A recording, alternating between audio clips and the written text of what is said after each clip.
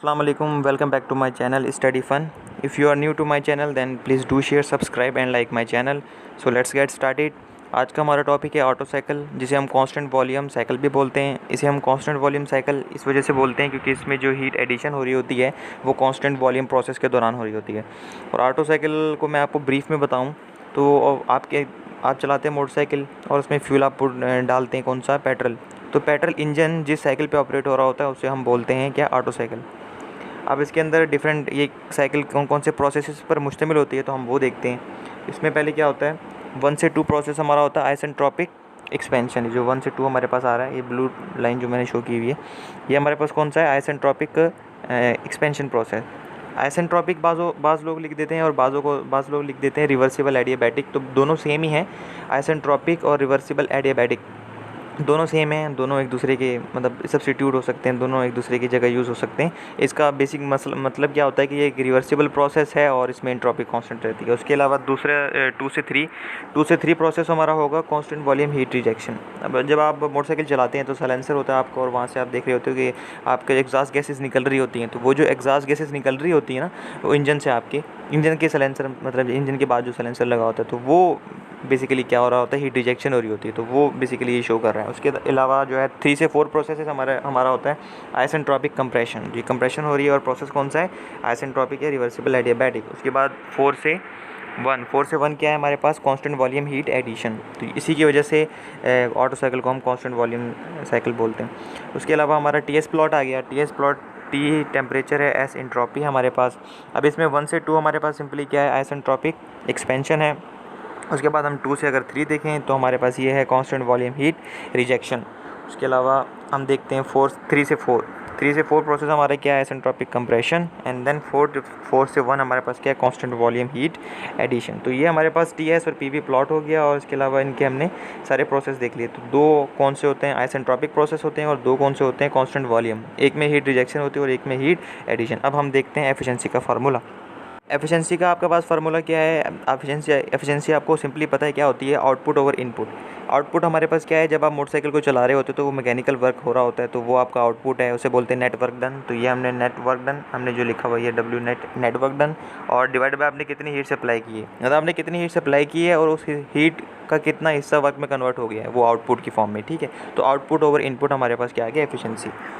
उसके बाद क्या है, हमने नेट वर्क डन को लिख दिया है। उसका फार्मूला होता है कि Q supplied minus Q rejection, मतलब आपने कितनी हीट सप्लाई की है और कितनी हीट रिजेक्ट की है, उन दोनों का आप डिफरेंस ले लोगे तो आपके पास नेट वर्क डन आ जाएगा। एंड देन फिर यहाँ हमने सिंपली प्रॉपर्टी यूज़ की है, आपको पता है A minus B divided by C. इसको मैं लिख सकता हूँ A divided by C minus B divided by C. तो सिंपली यहाँ हमने देखें एफिशिएंसी में Q supplied divide by Q supplied लिखेंगे तो हमारे पास क्या आ जाएगा, आंसर 1 आ जाएगा। एंड देन माइनस ये वाला साइन, माइनस वैसे का वैसे। And then Q heat rejection, यानी बी की जगह क्या है इधर, Q heat rejection. And then C की जगह क्या है, क्यू सप्लाइड। तो बी डिवाइड बाई सी यानी Q rejection divide by Q supplied, simple formula. And then फिर इसको हमने इक्वेशन नंबर 1 का नाम दे दिया। अब आपको पता है कि Q जो भी है, आपको हीट का फार्मूला क्या होता है, Q is equal to M C delta T. Q is equal to M C delta T. ये तो बड़ा जनरल फार्मूला है, ये आपको पता होगा, थर्मोडायनेमिक की बेसिक है। तो Q सप्लाइड और Q मतलब Q जो सप्लाई हम कर रहे हैं और Q रिजेक्ट जो खारिज हो रही है और जो सप्लाई हो रही है वो कांस्टेंट वॉल्यूम प्रोसेस पे हो रही है, तो इसलिए हम C की जगह CV लिख देंगे। तो इधर देखिए हमने CV और इधर भी हमने CV लिखा हुआ है। CV हमारे पास क्या है, specific heat at constant volume, मतलब आपके पास अगर कांस्टेंट प्रेशर प्रोसेस हो तो वहाँ CP आ जाएगा, अगर कांस्टेंट वॉल्यूम प्रोसेस हो तो CV आ जाएगा। क्योंकि ये कांस्टेंट वॉल्यूम है तो इसलिए हमने CV लिख दिया। और T1 हमारे पास क्या है, हमारे पास है final temperature. And then T4 हमारे पास इनिशियल टेम्परेचर। तो ये प्रोसेस 1 से 4 पे हमने हीट सप्लाई की है और हमने 2 से 3 प्रोसेस में हमने हीट रिजेक्ट की है। तो ये हमारे पास simple M C delta T के फार्मूले से दोनों फार्मूले आ गए। फिर हमने इक्वेशन नंबर 1 में हमने क्यू सप्लाइड और क्यू रिजेक्शन और क्यू सप्लाइड का हमने सिंपली फार्मूला पुट कर दिया। फार्मूला पुट करने के बाद हमने देखा कि ये हमने किसका फार्मूला पुट कर दिया है, क्यू रिजेक्शन का, और ये हमने किसका फार्मूला कर दिया है, क्यू सप्लाइड का। और हमने देखा कि मैथ से कट गया और स्पेसिफिक हीट कांस्टेंट वॉल्यूम यानी CV से कट गई, तो हमारे पास जो एक्सप्रेशन आ गया नेक्स्ट वो आ गया 1 minus T2 minus T3 divided by T1 minus T4। अब हम क्या करते हैं, अब ये देखें जो मैंने प्रोसेस 1 से 2 में जो फार्मूला लिखा हुआ है इसमें कुछ रिलेशन यूज़ होते हैं, मैं आपको पहले वो बता देता हूँ एंड देन फिर इस पर वापस आते हैं। तो प्रोसेस चाहे मर्जी कोई भी हो, फॉर एग्जांपल अभी यहाँ एडियाबैटिक प्रोसेस है तो इसका एक जनरल फार्मूला होता है, ये मैंने प्रूफ भी करवाया हुआ है work done in adiabatic process. तो उसमें मैंने बताया था P1 V1 की power gamma is equal to P2 V2 की power gamma is equal to C होता है, कांस्टेंट होता है। एंड देन फिर हमने क्या किया, इस एक्सप्रेशन को यूज़ करते हुए इस P2 को, जो इधर P2 है, हमने P2 हम डिवाइड में ले गए इधर, और जो इधर V1 की पावर गैमा है, इधर V1 की पावर गैमा है, उसको हम क्या ले गए, इधर डिवीजन में ले गए। तो P1 divide by P2 is equal to V2 की पावर R और V1 की पावर R। अब दोनों की पावर R है तो दोनों को हम क्या ब्रैकेट में इनक्लोज करके उसकी होल की पावर गैमा ले सकते हैं। उसके बाद हमने क्या किया है, इन दोनों को रिवर्स कर दिया। रिवर्स मतलब ये जो P2 है इसको मैं ऊपर ले गया हूँ P1, और जो P1 है उसको मैं नीचे ले गया हूँ P2। इसी तरह मैंने क्या किया, V2 को मैं नीचे ले गया हूँ V1 और V1 को ऊपर ले गया हूँ V2। जब हम इक्वेशन की दोनों लेफ्ट हैंड साइड और राइट हैंड साइड दोनों पे अगर हम रिवर्स कर देते हैं या रेसिप्रोकल ले लेते हैं किसी भी एक्सप्रेशन का, तो हमारे पास कोई फ़र्क नहीं पड़ता। तो सिंपल हमारे पास P2 divided by P1 is equal to V1 divided by V2 की पावर गैमा हमारे पास एक्सप्रेशन आ गया। और ये आगे यूज़ होंगे, इसलिए मैं आपको ये बता रहा हूँ कि ये प्रेशर वॉल्यूम का एक्सप्रेशन है। एंड देन फिर हमने क्या किया है, इधर 1 ओवर गैमा से हमने क्या कर दिया, मल्टीप्लाई करा दिया दोनों तरफ। तो इधर आप देखें P2 डिवाइड बाई P1, इसको हमने क्या कर दिया, इसकी पावर ले ली है 1 ओवर गैमा। एंड देन फिर ये जो V1 माइनस V2, ये वाला जो है इधर V1 माइनस V2 को वैसे लिखा, और इसकी पावर गैमा थी, गैमा वैसे की वैसे आ गई, उसको मल्टीप्लाई कर दिया 1 ओवर गैमा से। तो ये गैमा से कट गया, तो हमारे पास जो टोटल एक्सप्रेशन बना वो हमारे पास ये आ गया इधर।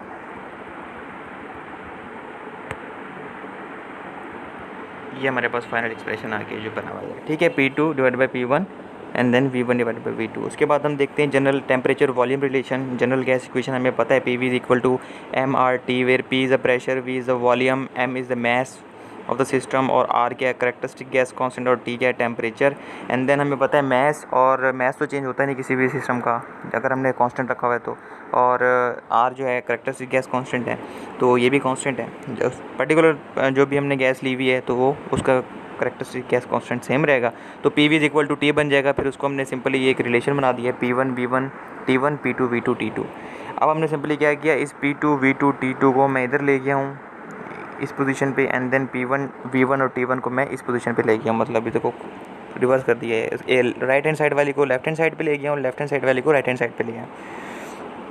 उसके बाद हमने क्या किया, ये देखें, अब ये जो T1 इधर जो डिवीजन में है इसको मैं कहाँ ले गया हूँ, इधर P2 V2 के साथ मल्टीप्लाई करा दिया, तो ये इधर आ गया T1।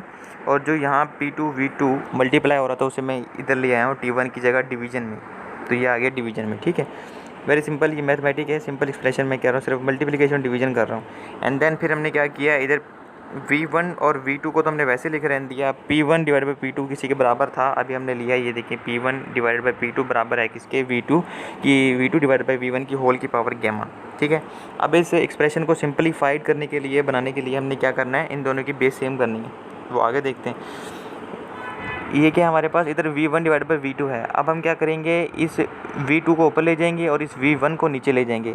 अब मैंने कहा है कि किसी भी इक्वेशन में लेफ्ट हैंड साइड और राइट हैंड साइड दोनों में अगर आप रिवर्स करेंगे, रेसिप्रोकल करेंगे तो फ़र्क नहीं पड़ेगा, लेकिन अगर एक साइड पे आप रेसिप्रोकल लेंगे तो पावर जो है उसकी इन्वर्स हो जाएगी, क्योंकि हम सिर्फ इस राइट हैंड साइड पे ही V2 को ऊपर लेके जा रहे हैं और V1 को नीचे लेके जा रहे हैं, तो दैट्स वाई इसकी पावर जो आ गई वो क्या आ गई, -1 आ गई, क्योंकि रिवर्स कर दिया, V2 को ऊपर ले गए और V1 को नीचे ले गए। एंड देन फिर आपने देखा है इसको बेस सेम हो गई है, V2 डिवाइड बाई V1 और V2 डिवाइड बाई V1। जब बेस हमारे पास सेम हो जाए तो पावर हमारे पास क्या हो जाती है, ऐड, तो गैमा -1 ये हमारे पास ऐड हो गई, और ये हमारे पास टेम्परेचर और वॉल्यूम का रिलेशन आ गया। और इसी तरह में हम जितने भी हमारे पास प्रोसेस हैं हम उसको यूज़ करेंगे। अगला हमारे पास है प्रेशर और टेम्परेचर और प्रेशर रिलेशन। ये हमने अभी प्रीवियसली देखा था जनरल गैस कांस्टेंट से, कि M और R यानी कि मैस और कैरेक्टरिस्टिक गैस कांस्टेंट जो थे वो दोनों क्या थे, कांस्टेंट थे, उनको हमने कट करके एंड देन फिर ये जनरल एक्सप्रेशन निकाल लिया। उसके बाद सिंपली हमने क्या किया, इस T1 को, ये जो T1 हमारे पास इधर नीचे बना हुआ है उसको मैं P2 V2 की जगह ले गया हूँ, ठीक है। यानी अगर आप, मैं इसको अनडू करूँ, ये देखें T1, अब हमारे पास क्या है, इस T2 यानी कि इस T1 को मैं इधर ले गया हूँ, तो ये T1 डिवाइड बाई T2 हो गया। और इसके अलावा मैं जो P1 V1 है इसको मैं कहाँ ले गया हूँ, इस T2 की जगह ले गया हूँ। Simple expression, T1 divide by T2 is equal to P1 V1 divide by P2 V2। अब हमने क्या किया है, इसको जो नीचे वाली रकम है उसको मैं ऊपर लेकर गया हूँ और ऊपर वाली को नीचे ले गया हूँ। इसी तरह इस T2 को ऊपर ले गया और T1 को हम नीचे ले गए, रिवर्स कर दिया। दोनों लेफ्ट हैंड साइड और राइट हैंड साइड पे हमने रेसिप्रोकल लिया तो कोई फ़र्क नहीं पड़ेगा, कोई इन्वर्स नहीं आएगा। उसके बाद हमने क्या किया है, अब ये देखें इधर P2, अब ये P2 डिवाइड बाई P1 तो वैसे का वैसे हमने उतार लिया। And then V2 divided by V1 अब किसी के बराबर है, जो हमने रिलेशन प्रीवियसली निकाला है वो किसके बराबर है, तो अगर ये वाला एक्सप्रेशन हमारे पास है, ये एक्सप्रेशन, अगर ये एक्सप्रेशन होल्ड करता है तो हमारे पास क्या करते हैं, इन दोनों का राइट हैंड साइड और लेफ्ट हैंड साइड दोनों पे हमने रिवर्स ले लिया। इस v1 की जगह हमने क्या कर दिया है, इस v1 को हम नीचे ले गए और v2 को ऊपर ले गए। और इसी तरह ये पावर के अंदर P2/P1 है, इसके अंदर P1 को ऊपर ले गए और देन P2 को नीचे ले गए। ठीक है, सिंपली हमने ये एक्सप्रेशन चेंज कर दिया। अब V2/V1 का फार्मूला क्या है, P1/P2 की पावर 1/γ। तो सिंपल हमारे पास ये जो हमारे पास एक्सप्रेशन आ गया, इस V2/V1 की जगह P1/P2 की पावर 1/γ। मज़ीद एक्सप्रेशन को सिंपलीफाइड करना है हमने, बेस इनकी सेम करनी है। तो क्या करेंगे, हम इस P1/P2 को हम दोबारा रिवर्स कर देंगे। हम सिर्फ राइट हैंड साइड वाली कर रहे हैं, लेफ्ट हैंड साइड वाली इक्वेशन को रिवर्स नहीं कर रहे, तो इसलिए इसका पावर क्या आ जाएगी, नेगेटिव आ जाएगी। P1 को हम नीचे ले गए एंड देन P2 को हम ऊपर ले गए। इधर से आप देख लें, मैं इसको अंडू करता हूँ। P1 को हम नीचे ले गए एंड देन P2 को हम ऊपर ले गए। रिवर्स करने से क्या होगा, माइनस साइन ऐड होगा, -1 यानी रिवर्स आ जाएगा, तो -1/γ। अब इन दोनों की हमारे पास बेस सेम हो गई हैं, P2/P1। तो हम क्या कर देंगे, सिंपली पावर ऐड कर देंगे एंड देन फिर इसका हम क्या लेंगे, एलसीएम लेंगे। हमारे पास फाइनल एक्सप्रेशन ये बन जाएगा।